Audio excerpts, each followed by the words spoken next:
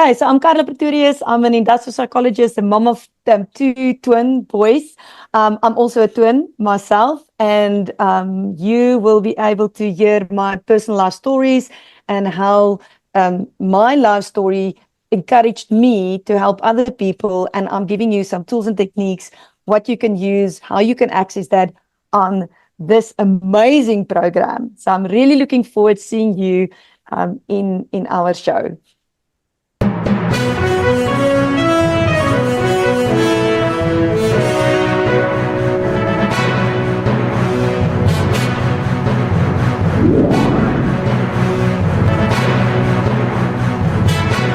Welcome to yet another exciting episode of the Online Prosperity Show, your number one destination for discovering transformative insights from the trailblazers who turn adversity into opportunity. I'm your host, Prosper Taruvinga, and today we are diving deep into the journey of someone who embodies resilience and reinvention. Now, Carla, how are you doing today?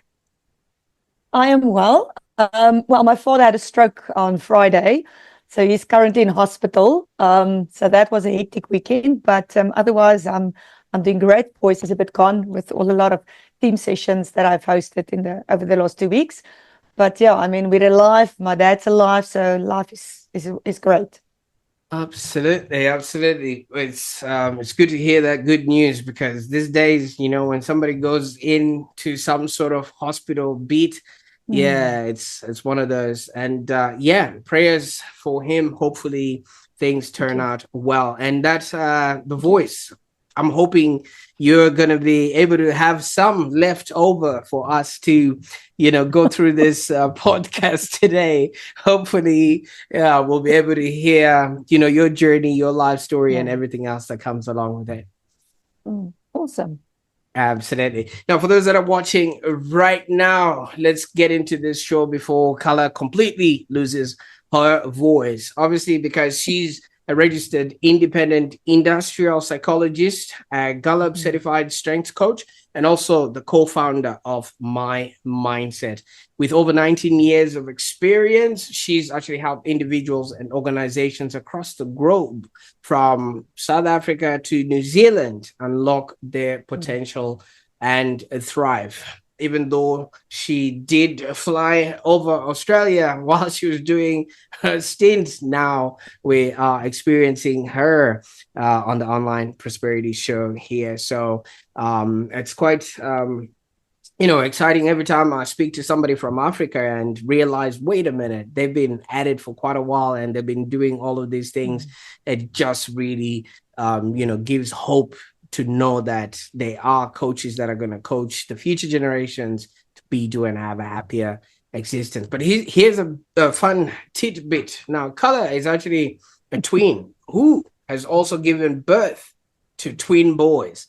And believe it or not, once she actually was telling me earlier on, so I don't know if you can see this, she had a gap in between her teeth that she could fit a straw in it, just like me. So I can say that because I still have one of those. But if you see her beautiful smile behind the scenes, you will notice that that's a thing of the past. So in this episode, we're going to be exploring Carla's personal and professional journey, from the burnout to breakthrough that she is now showcasing, and how she's helping others with their mindsets as well. And also, we're going to be looking at the tools and strategies that she uses to help others achieve sustainable success. Now, Carla, I could go on and talk about things that I'm not even qualified to talk about, but let's just talk about this fascinating coincidence. I mean, we both had similar dental gaps. Now, do you think that this unique trait, has actually played a role in shaping your identity and approach to life? Yes, definitely. When I was little, it was like I was cool. I can put a straw in between my front teeth and no one else can. And I was very okay with that. And in primary school, and having my twin sister, she had skew teeth. So we both had bad teeth. But we were okay. We were not, there wasn't anything bad happening in primary school. And then you go to high school, and then you become aware of, people around you and so on. And financially, my parents could only afford that she can get braces first. And then when I was 15, I was very fortunate to get my braces. I had it for very long. And in the beginning of my matric year, grade 12, they removed it. And I couldn't stop smiling. I couldn't stop smiling because in high school, you could see I started smiling. When on all the photos, my mouth was closed. I didn't want to show my teeth. And when I was little, you can see on the photos, like, I don't mind having all these gaps in between my teeth. But with high school, it's different. So, but now looking back, and when I got I got a plate because they had to move all my teeth. And I used to remove my plate and show people my gaps and so on. And one day my mom said to me, there's a day you're not going to want to remove your plate to show people you have gaps in your teeth, because these two teeth, they're not mine. Next to the two main ones, I never got them when I was little. And yes, that day came when I didn't want to show people my gaps between my teeth. And I was very fortunate. I've participated in the Mrs. South Africa in South Africa in 2018. And part of that journey, I got bridges on both sides. So that's a journey. I'm very, very grateful for that, because the plate had it created dental problems for my other teeth. So I had to do something about it. Absolutely. We got to start somewhere, you know what I mean? Because, Because but then you've obviously been in the field of organizational development for nearly 2 decades. First of all, what initially drew you to this profession, and, what has sort of happened throughout the years? Sure, long story, but I always knew I wanted to help people. That was from a very young age. And when I was 17, one of my classmates told me he wants to commit suicide. It was in March. And I sat with him. It was during the exam time, and I sat with him for very long. And I really thought I convinced him. I thought I gave him tools to help him not to commit suicide. And the next day when I got to school, I heard the news that he did commit suicide. And I said to myself, I made a promise that never again will I not have tools to help people. So I enrolled for two, it was one of, industrial psychology was one of the subjects. And yeah, I never looked back. Prosper, I never looked back. I always knew I wanted to do my own thing one day, but I had to go through the journey that I will be sharing as well. But yeah, that was always my passion, to help people and teams. And now it's teams, it's companies, and even animals. I'm very passionate about animals. Absolutely. That's a lot of burden to give to someone, especially at that young age, that, especially that they wanted to obviously commit what they committed, and to impart that onto yourself. Was there something that was going on amongst the kids of your time, or was it just them that was just not going through what they were going through? Yeah. He had a very difficult upbringing. So it wasn't something amongst our children. It was very, very new to us. It was a huge shock for everybody that actually happened, and for me as well. So he went through a very difficult time because of his upbringing. And he didn't have the tools how to deal with it. His only outcome, he felt, was to take his own life. Absolutely. And obviously from that time you made a pledge to yourself that there would have been something that you could have done. But was that knowledge available to you at that time? As in, did you know what you could have done differently in that particular situation, or what sort of tools would you have used? Yeah.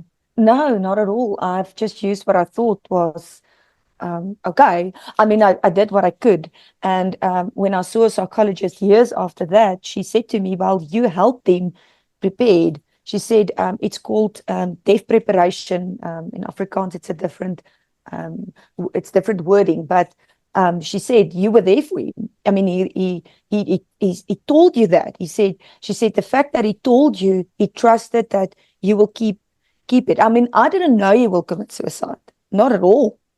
And yeah, but she said you helped him. I mean, he was going to do it in any case.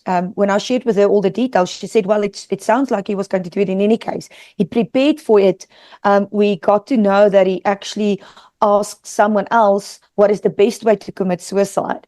So he was prepared, and she used the analogy. She said, one of my teachers used this analogy to help me the next day. She said, Carla, I always love sport. And she said, if you prepared to run the 400 meters under a minute, you prepare to do that. You prepare that for many months in advance. You will do it no matter what.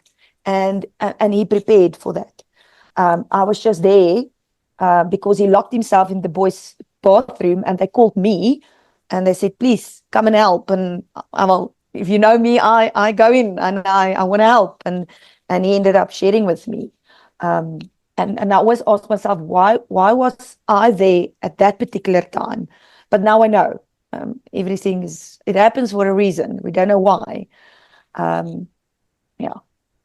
Absolutely. And just obviously at a human level, did that scar you, or did you feel guilty at all for not having been? Yeah, hugely. Yeah, definitely hugely. I felt I failed life, Prosper. I felt like that. I mean, 17 years of age.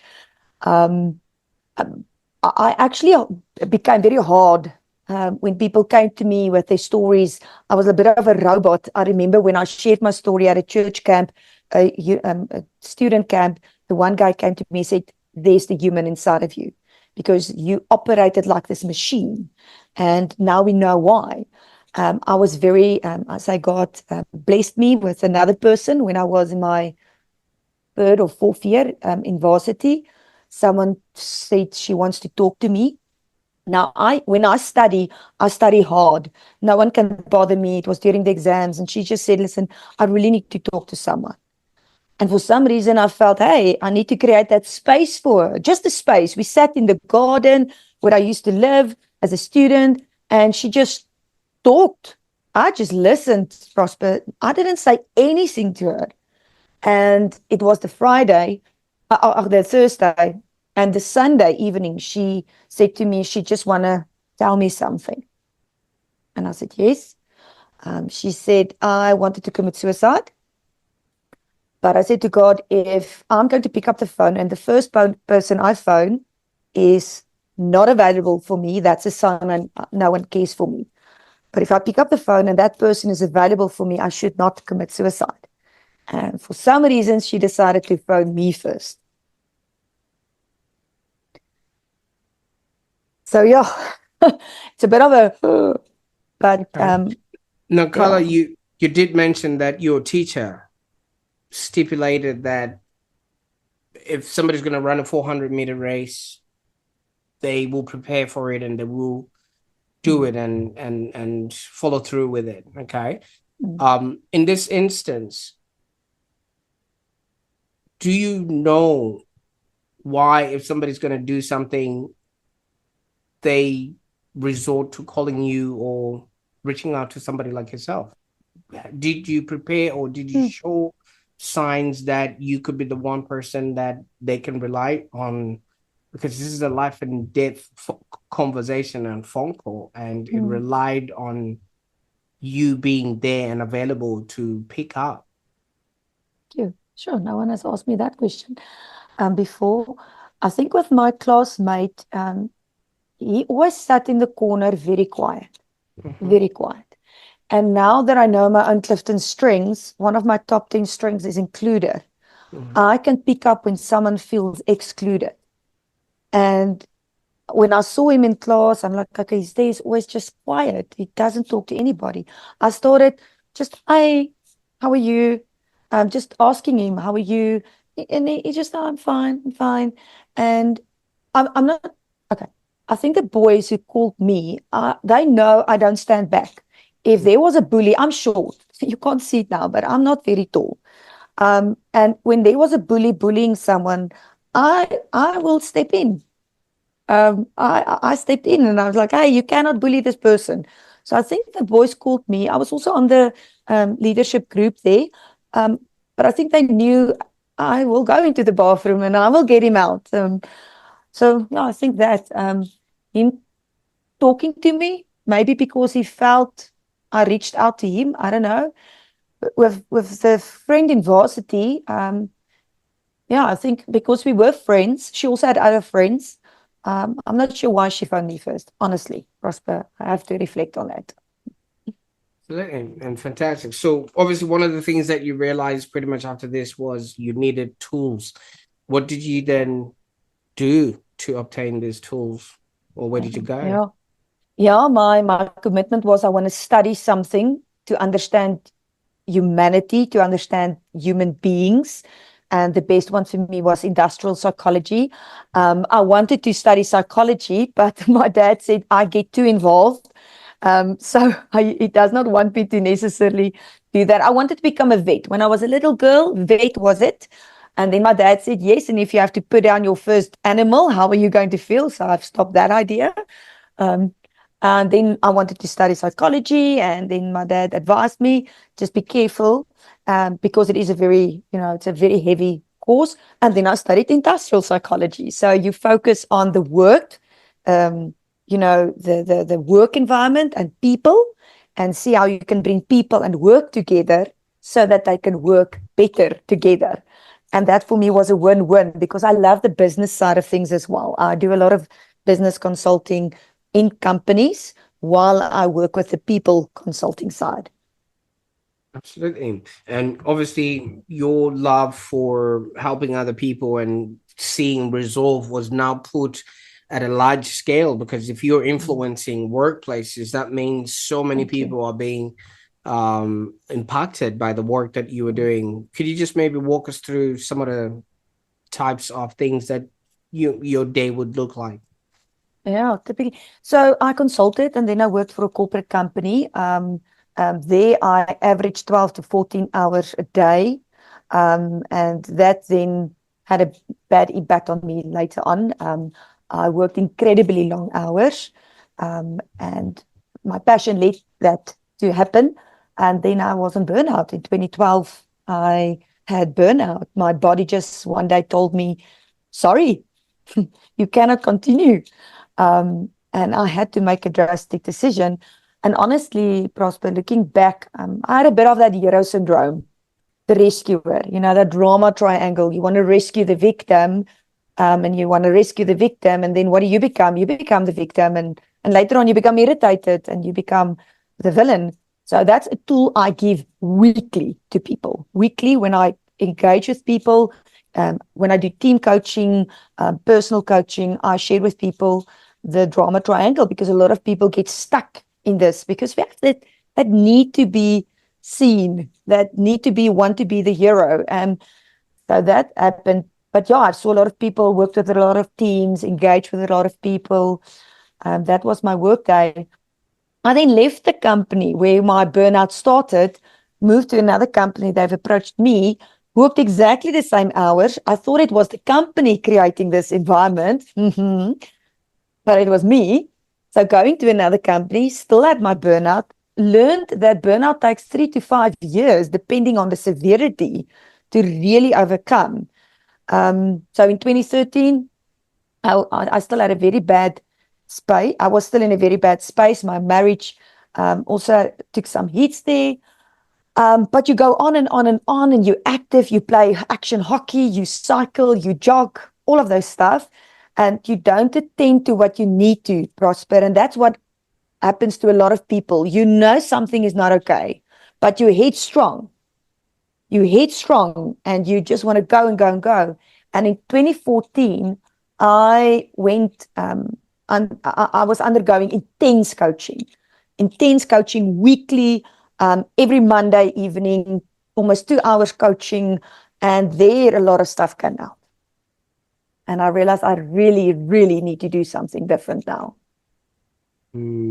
But Have you ever noticed they say if you're doing something that you're passionate about, it never seems like work, And obviously, you were passionate about helping people and getting all these systems and processes in place, yet you were also burning out on the other end.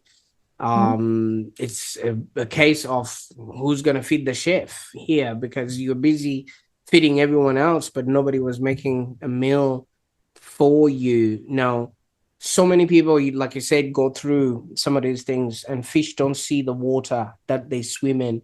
What is it that people can see around them to start noticing that, wait a minute, yes, I am working these hours. Yes, I am Mm. doing everything, seems to be working and ticking along, Mm. but this is me completely winning a race, but this race is a race to the bottom. Yeah. That's a great question there. I've learned about the 12-step burnout process. The 12-step burnout process, it's like a thief in the night. It approaches you gradually, subtly. And I was on step 7 and 8. So I teach people now, I coach them to be aware of those signs. Because burnout doesn't just happen overnight. And you're so spot on. I'm passionate about what I do. And here's the great news. Today, I'm extremely passionate about what I do still, but I have boundaries. And I don't feel I work when I work. Exactly what you say. If you're passionate about something, you don't feel you work. I want to say, however, you need to do that with boundaries as well. Because if I say yes to one thing, I'm saying no to something else. So constantly saying yes to people, helping them. I'm saying no to my health. I'm saying no to my relationship with my husband because I don't have time, or I don't have the mental capacity, maybe, or the physical capacity, or the emotional capacity. It depends. So I teach people, I coach them how to say no in the right way and how to set those boundaries, healthy boundaries, because no one will set it for you. Mm. That's like a mindset shift that a lot of people need to have, because we're just really brought up to, go from school, go to high school, get married, get a job, do everything else that needs to be done, and obviously get kids, move on, maybe get a disease, and then, what watch your nest egg or your retirement come to play. And I blame Hollywood for this, color, because they show us all of this stages in life plus commercials, and you still can go and buy a Kit Kat after that. Yeah, I bring yes. Very often you have to study hard, you have to work hard, and also the company culture creates that often, and you get into that culture. So it's almost a sin to say, I'm going to work my normal working hours. And I mean, I've read some research.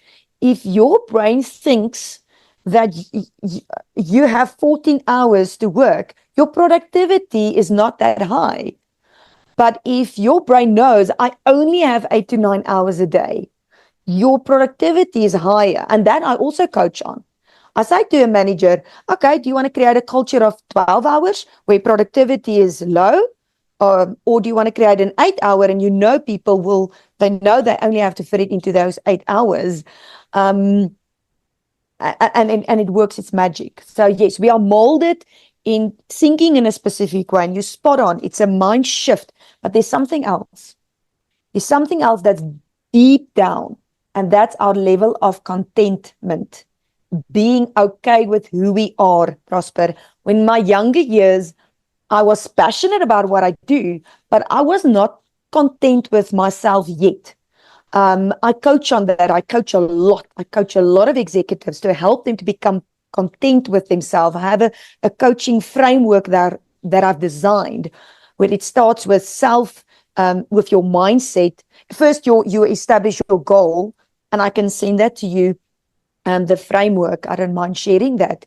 And then you go to your mindset. You start with self-knowledge. Then you go to self-awareness. And there's something very important that you need to know when you move from self-knowledge to self-awareness, which I will share with you if you want me to. And then you go to content with self to say, hey, in this situation, having a interview with you or a call with you, I'm okay with myself. We need to be okay with ourselves. And then content amongst other people kicks in, and then self-confidence. And that's when you can reach your goals. So I'm much more content with who I am. I'm okay to only work 8 hours or even less if I have to. Having twins now, and I always wanted to be a mom, and I don't want to just give that up to a pair raising them. I want to spend time with them.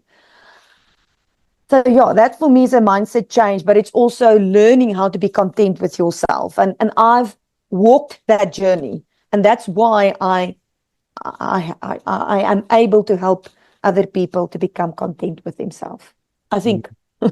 So that, but there is, obviously, you're right. I mean, you got to be content with yourself, because if you're, there's a statement on your website: the more self-aware you are, the less you will be impacted by what others say and by situations and things like that. But Carla, money. We in this for money, you know what I mean? I need to get paid. No matter what it is, I'm gonna have to look to see if I can pay my bills, I can pay my mortgage, my rent, or whatever it is. And that's the thing that then leads us to all of this burnout and things like that. Is there a mindset around that as well that needs to be addressed? Definitely. I have a personal story. It helped me back when I did my intense coaching in 2014. One of the things that helped me back to start my own thing was I saw money as a security, not a commodity. And because of my upbringing, my upbringing led me to think that way. Because I felt, financial scarcity when we were young, and that constant seek. I'm very passionate about sports, so we always had to seek sponsorships, which I call begging, so that we can pursue our passion in sport. So I had this thing of money is a security, and my coach helped me to realize money is a commodity. You can make it work. And when that penny dropped, I'm like, okay, I thought about it differently, and I never look back, Prosper. I never look back. So you have to then plan as well. So planning, working out, doing your own thing, you have to plan your budget, and also your level of contentment will determine your level of income that you feel you need. Not that you need it, you feel you need it. So you feel you need it. And we live very comfortably. Even with COVID that happened, huge impact on our industries. But when you're content with yourself, you can see someone's level of contentment with the way they deal with money, with the level of money, the amount of money they want. You see that in people. But and even growing up. Yeah, you will notice. I mean, I do concur when it comes to, that whole growing up. We obviously would have been in and around the same sort of streets. And the language of money would have been the same. The language of how money was found or distributed and things of that nature. But I think we're way past that age now where the scarcity is still a thing of a day, but people are still holding on to that sort of mantra. Now, you've also mentioned you were involved in sports, right? So you being involved in sports, and when things like equipment are needed, you'd have to maybe get sponsorship or things of that nature. That obviously is something that happens sort of quite a lot. But the people you work with now are executives, and these are people that are obviously looking to be promoted and get more and rise up and quench or itch that they have. And that also is something that maybe needs to be touched up on. What is it that sort of keeps people wanting more and more, even though they know they are fully content and they already have enough? Well, there's a saying, money don't motivate. It's only a short-term motivation. It's an external motivation, not internal. So I ask an executive, what will this money do for you? Then we dive a bit deeper. no, it will help me to put my children in varsity, or you know what, my wife needs cancer treatment, whatever that is. So I said, okay, so it's not the money that drives you, it's what the money can do for you. And that is a bit more internal, to say, okay, I want to be able to provide for my family, or I'm involved in so much charity, or I still look after my parents, or I now look after my parents. So there's always something deeper. That's when someone is content, Prosper. That's when someone is content. When someone is not content, that's a different discussion. I first have to guide them and help them to move from the not being content, external driven, the car I drive, the house I live in, and all of that. So I have a lady, she said she grew up, she always wanted to wear a suit. She's a CA, she always wanted to wear a suit. And she had this picture from someone that she looked up to, beautiful house, and she always wanted that. And she said, once she got it, it's like, okay, I got it. Now what? Nowadays, it's about her giving back, being a mentor for other people. And she still earns a great sum of money, but it's not about buying the house, buying the car. So it's what you then do with your money, because that's the motivation. That's when you're content with yourself. I like that. One of your clients is South Africa's top squash player. You know, they've gone through the ranks and they've topped up. You know, there's nowhere else to go pretty much after that, except maybe playing the queen or the king, whatever is available these days. You've coached a variety of clients, you know, including that squash player. How does coaching an athlete differ from coaching a corporate executive like the lady you're talking about, who they've peaked everywhere they need to go, but you say they still more? Are they different people to coach, or is it the same mindset that they need to understand? So that's more on the mental toughness coaching in sport. I use similar tools in the workplace called resilience coaching. So it's mainly the same. So he did very well overseas, outside of South Africa, but he couldn't win within South Africa. And then I started getting involved with him, and that year he won in South Africa. So with that journey, and now if you go on his Facebook page, he's now coaching some of the best squash players, and you will see on his Facebook page, he says, we work on tactics and also mindset, because I helped him to change his mindset. I did the Clifton Strengths with him, understanding himself. And that's a bit of a competitive advantage. So whenever you're in the sports world and you don't know something like your Clifton Strengths, you don't know your own makeup, your own personality, and you don't know when the ref makes a wrong decision, you react and you don't know why. And that can put you back. You're the best person on the court, but now that that ref made a wrong decision, now that puts you back. Literally after our call, I have another squash player that I'm coaching, and she's also going to come through the ranks. She's busy going through the ranks. She has a huge tournament this weekend, and I'm helping her to understand herself better. I call that your super strength, because they're already talented. They can play squash very well. But now I'm helping them to understand themselves, their reactions to stuff, but I also give them tools, mental toughness tools I've lived by, tools that help me through life's difficulties. So it's not a theory that I've read in a book. It's practical stuff I've personally experienced in other people. So, and then in the workplace is the same. You help them to understand their triggers. I call it your triggers. What's triggering you to react instead of responding. Absolutely. See, I've just realized something. I'm probably going to learn to play squash and then come to you for the mindset. I think that would be the best way to do it. So instead of maybe having to fly to South Africa, you've got an online program, right? MyMindset, and it offers modules for helping people understand and control one's mindset. Could you just walk us through what people can expect in that sort of program and, how it all actually works?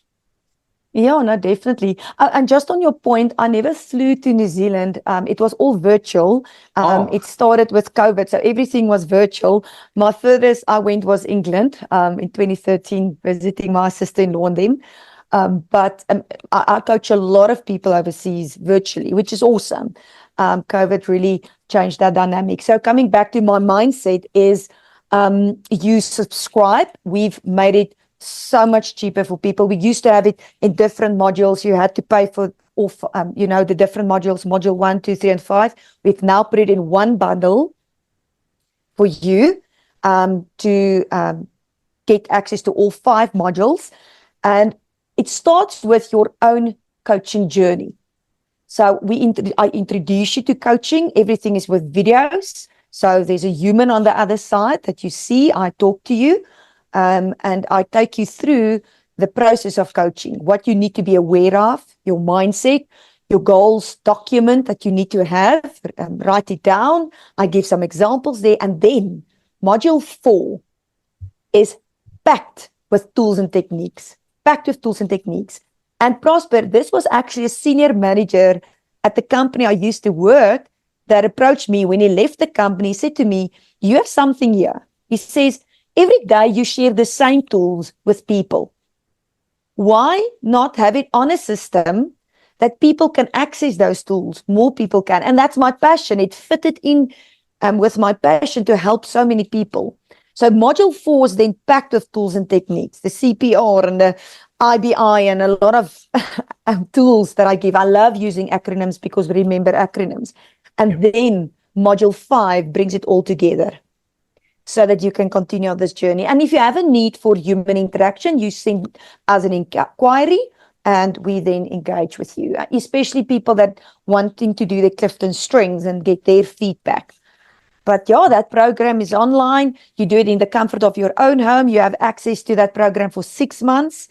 And if we want to throw in something here, we can create a discount code for your listeners to get even a discount. Yeah, we can do something like that. For me, it's to get it out there. We have to pay the system to run and all of that stuff. But yeah, we can definitely work something out there.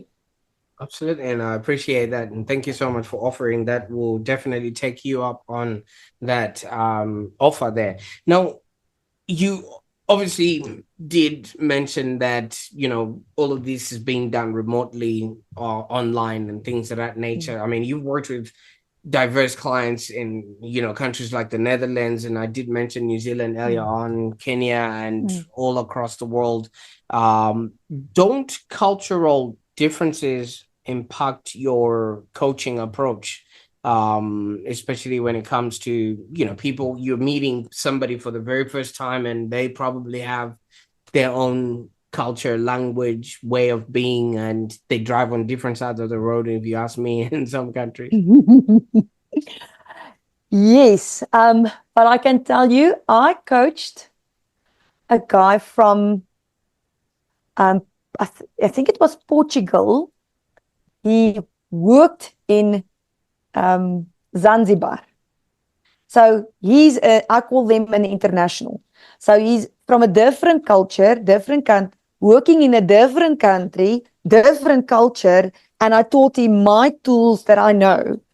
And he was one of my best success stories. He even motivated his manager to engage with me.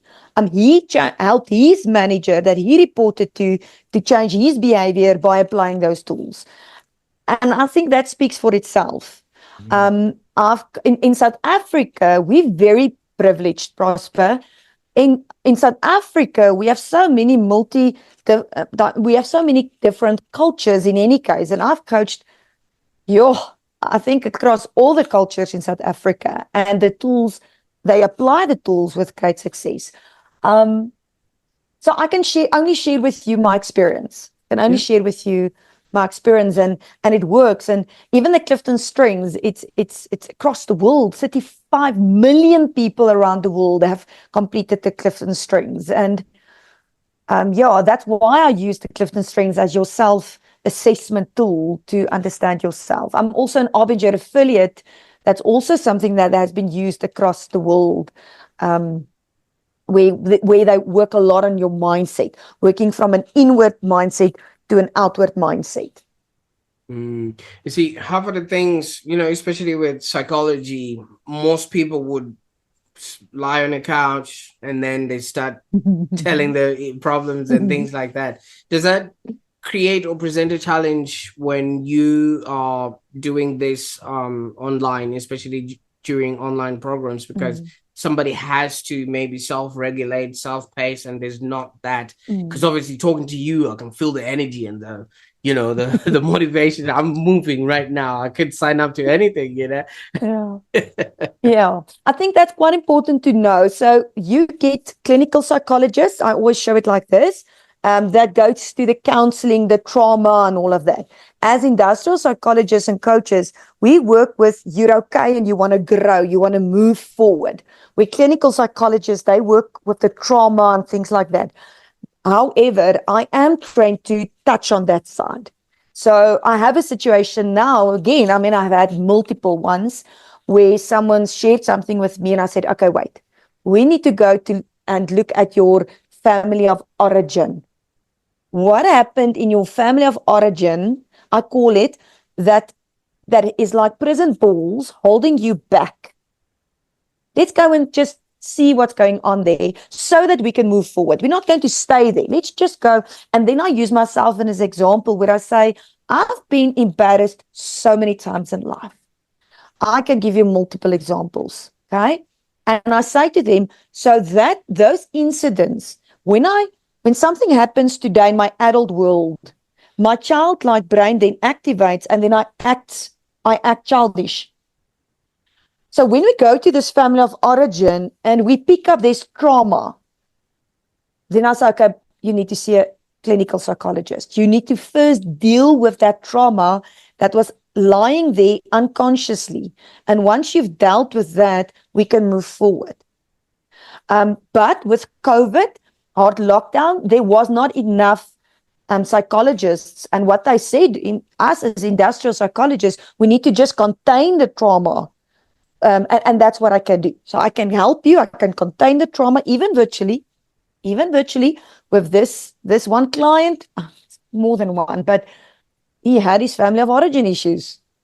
And we worked through that. So virtually, I think the way I coach maybe helps with that. Absolutely. And if somebody obviously is pulled in and is interested or intrigued, where can they go on the internet to start finding some of the work that you're doing? Yeah, so they can also go on my LinkedIn page. I like to share some stuff there for free, things and videos and stuff. But they can definitely make contact with me at carla@findingsolutions.co.za. It's also on my website. If they want to join the MyMindset, they can go to www.mymindset.co.za. But yeah, I mean, as I said, we can definitely offer a discount code, which I think we can talk about. But yeah, that's where they can get hold of me, even on my LinkedIn page. I always encourage people to go to my LinkedIn page because I often share some free advice there. Absolutely. I'll make sure that all those links, and especially the one that you've offered, are in the show notes below, so that people can get started on their journey. Now, Carla, obviously in life, we're here to live, to learn, and to contribute. And obviously for us to be able to live the best lives, we need to have learned the lessons that, constitute that we can then live the best lives. And once that has happened, we can then stand in front of the people and send the elevator down, so to speak, and contribute to their well-being. Now, so many people are going through stuff, and obviously they might not realize that what they're going through, one, other people have gone through that, and two, there are other people that are there to help them. You've had your own fair share of personal problems and things that have resulted in, obviously, congratulations on the tweens and things like that, but that wasn't easy, right? No. If you're successful in your own practice and people look at you and they say, you're so successful, but behind the scenes, you are struggling for 9 years to become a mother. you have the yearning to want to be called mom. And then once you fall pregnant for the first time ever, you have a miscarriage. And then you fall pregnant again and you have another miscarriage at 3 months. You've heard the heartbeat. And then you fall pregnant again. And then your twins are born at 29 weeks prematurely. And then you cannot hold them almost 2 weeks. They are in ICU. You don't know when they will get out. You see other babies, prem babies, going through difficult times. I still needed to run my own practice while being next to the bed, sitting with my laptop. The one day my laptop fell. Oh, but with God's grace, it still worked. And you have to go out lunchtime to have a coaching session because you cannot not coach your clients. I still had to operate, but that kept me sane. So that definitely with the burnout, with going through difficult times in my marriage a few years ago, and also the twins being born prematurely, that was huge. It's the unknown. But one of the things I want to share with you, definitely my faith in God, absolutely. And my mantra that I go with is, why is this happening for you? Instead of saying, why is it happening to you? I had to share it with my dad yesterday. I said, Dad, why did this stroke happen for you? Because, and that comes from the concept called the growth mindset that I coach people on. I have an entire, section on that in module 4. And then I use words to say, for now, this is happening for me. It's not forever. And that really, really helped me prosper going through what I needed to go through. And another thing I say is grow through what you are going through. I also told my dad that. Don't try and get over it. I say one of the human mistakes is that we're trying to get over something instead of growing through it. And then we're losing that opportunity of looking back. I mean, John DeVay said, we don't learn from experience, we learn from reflecting on experience. And that's so powerful. And that's why one of the tools I give, and there's a process that you follow, is journaling. Prosper, I've journaled from primary school, from high school. I think primary school, high school, for many years. I journaled about this classmate of mine. I went back 20 years after that incident happened. I went back to that specific journal. And I realized if I didn't journal, if I didn't put it on a piece of paper, everything would have been in my head. And that helped me. I didn't see a psychologist then. My parents didn't know about, that stuff. And we didn't have access to that. But that journaling kept me sane. And that's what I want to share is, that breakthrough comes when you realize how much is in your control. And journaling helps with that. So no, and thank you so much for that, because I mean, your life story and your experience have so much value, because especially these days where a lot of people are really trying to maybe start their own family and it's not really working out and things of that nature. And obviously, and there you are, road mapping and showing us the way. But somebody would, question Carla and say, you now got your life together. You're talking to me right now. Everything seems A-okay. You could just relax. You could go home, sit with your boys and sip on whatever coffee or kombucha, whatever is on the menu on that particular day. Why are you still out here fighting?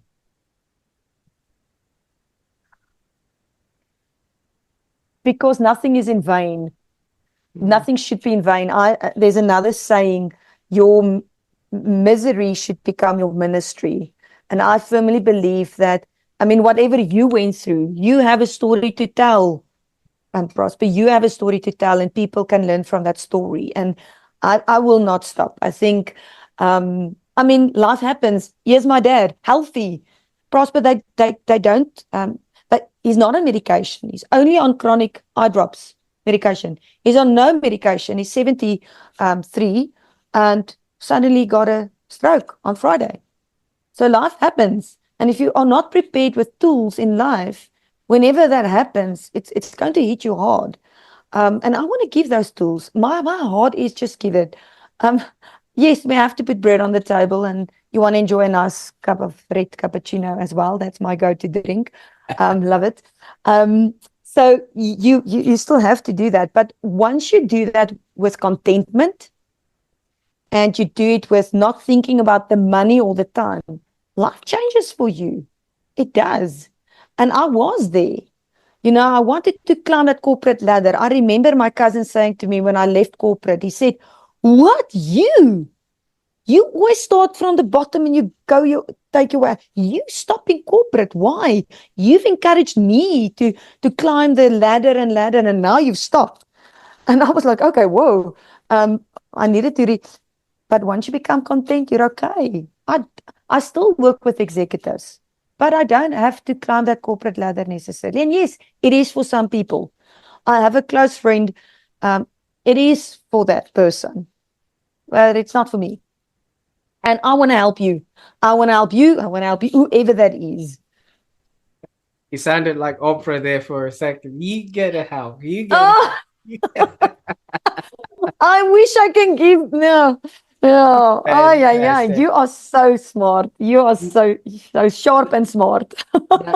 Now, Carla, you've brought us into your world, and I can't thank you enough for the time that we spent on the call today. But what's next? Now that we're in your world, what can we expect? What are you working on that is exciting that we can now be on the lookout for now that we're exposed to your work and journey?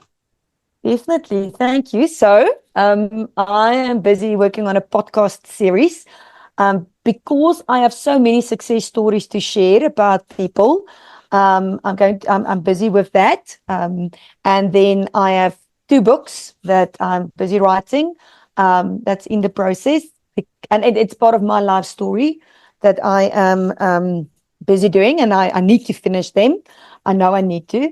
And it's packed with tools. It's packed with my life story. I'm also part of another group where we're sharing our life stories as well. I'm just giving my life story. They're going to put it in a book so that they can help other families. But yeah, I'm super excited about this. Absolutely. I mean, you had ended this call well, Carla, and then you went on and committed the ultimate crime on the Online Prosperity Show. Do you know what it is? No. Okay, so you went on and told us you were writing a book, but you didn't say you were going to come back and launch it on the Online Prosperity Show. So this is your moment to redeem yourself. Is it? To redeem yourself. Well, I don't want to commit because I don't know when that will be finished. Because it is something I know, but it is written down, and I believe in if it's written down and you say it, it puts some pressure on you. But I'm excited. I'm excited that, but it's also not only going to be my stories. It's going to be other people's stories with their tools and stuff. So, Absolutely. Well, don't you worry. We'll be on the lookout. You know, the internet doesn't forget. So when we see that book around, we'll just be like, can you please come and make good on your claims? Thank you. Yeah. Thank you. Thank you for that invitation. I really appreciate that. Absolutely. Now, thank you so much for sharing your incredible journey and insights, and also some of the tools that you just dropped with us today. I think your story is just a testament to the power of resilience and just that transformative impact with a growth mindset. So many people don't necessarily go past anything that comes their way just simply because they haven't grown out of whatever they're going through, as you said. And that is a really powerful message. Grow through what you're going through. And for those that are watching right now, if you've ever first maybe burnout or struggled with self-doubt, or you're just simply seeking a path to personal professional growth, I think Carla's programs at MyMindset offer valuable tools and guidance. I'll be putting in the links in the show notes so that you can actually get started on that journey. And while you're at it, don't forget to like, comment, and maybe share this episode with somebody who could benefit from these insights. So many of us are calling us as a last resort.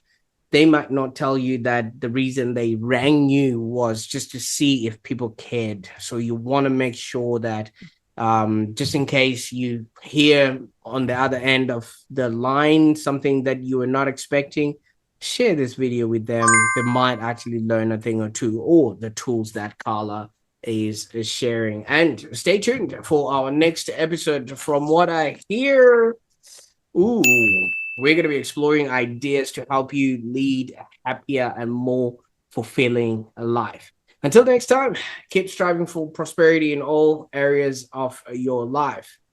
Bye for now.